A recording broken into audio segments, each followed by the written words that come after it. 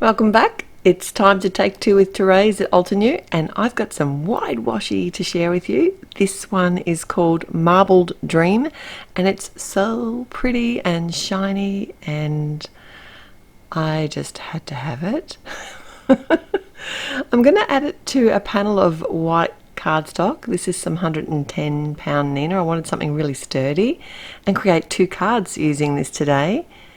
And Laurie Willison has a video showing how to add the wide washi to a card front, and I just followed her instructions here, and how easy is that?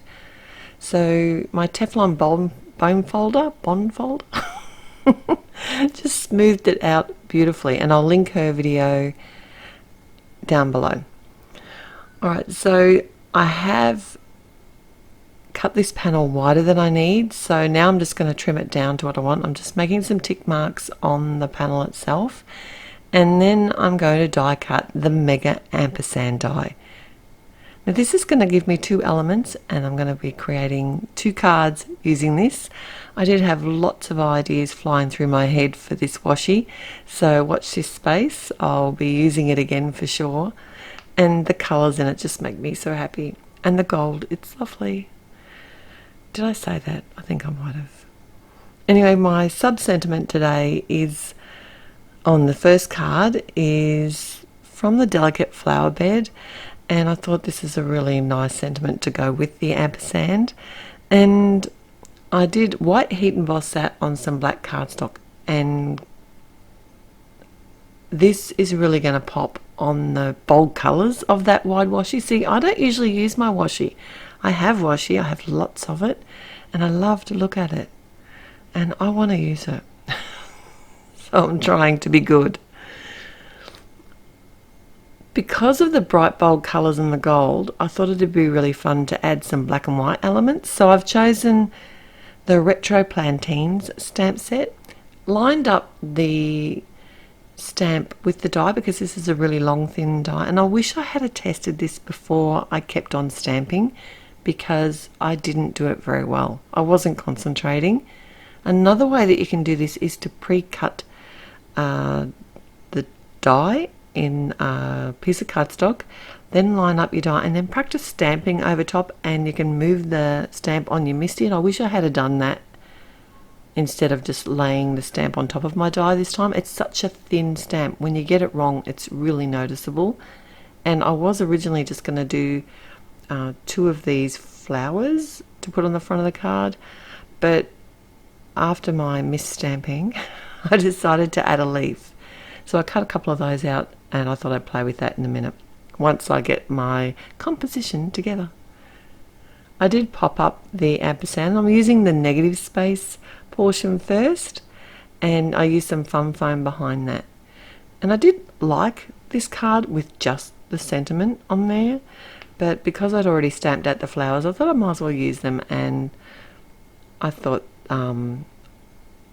they worked really well with this gold and blue-green sort of background. So I used some foam dots and also some of the glue tape, and I didn't press them down very hard when I was sort of laying out my bouquet, because I can always lift it up and move it, and I did actually move it a little bit higher so that my sentiment sat perfectly over the ampersand. And by adding this leaf here, I just sort of covered that section of the flowers that it wasn't die cut / stamped very well. And I think I sort of saved it. Let me know what you think, if you agree with me or not. I don't think anyone's really going to notice.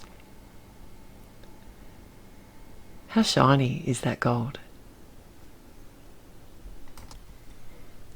These new washies that Altenew have are really beautiful, and I love the ones that sort of match the gradient cardstocks too. Have you seen those? I'll be having some cards made with that very soon as well.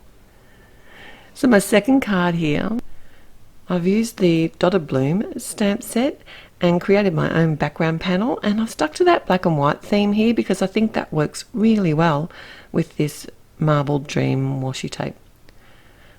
And I've used the Obsidian black ink, and I can just twist and rotate the stamp, and making sure that I stamped the image off the edges of the cardstock, and it kind of filled up this background panel really well. I was impressed actually.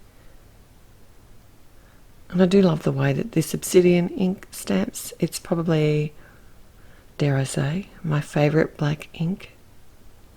Please don't tell all my other black inks. And did you know that Altenew actually have their own stamp cleaner product now, and it works beautifully with this Obsidian ink on the photopolymer stamps. I just spray it on the stamp itself, and then come in with, like, this is just a chamois from one of the cheap shops, and it cleans it really well. I'm impressed. So I did a similar style sentiment for this card. I thought that they would, sort of go together really well. So I did white heat emboss a sentiment on some black cardstock again, and this one's from the Flower Vine stamp set, and I use this one all the time. I love the little font, and especially if I haven't pre-organized a sentiment, I find this always has something that I can use. Alright, so I've attached the panel to the front of a top fold card, and then I popped up the ampersand itself. I used some foam dots to do that, and I used some black foam squares to pop up my sentiment this time. And I did also add some antique sequins to the second card design. I did think about adding them to the first one, but decided not to. I will list everything at the blog, and the link will be in the description below. If you did like this video, it'd be great if you could click on the thumbs up button. If you haven't already, it'd be wonderful if you could subscribe to the channel. There's always heaps of inspiration here and lots to see. And I look forward to seeing you back here again real soon. Bye.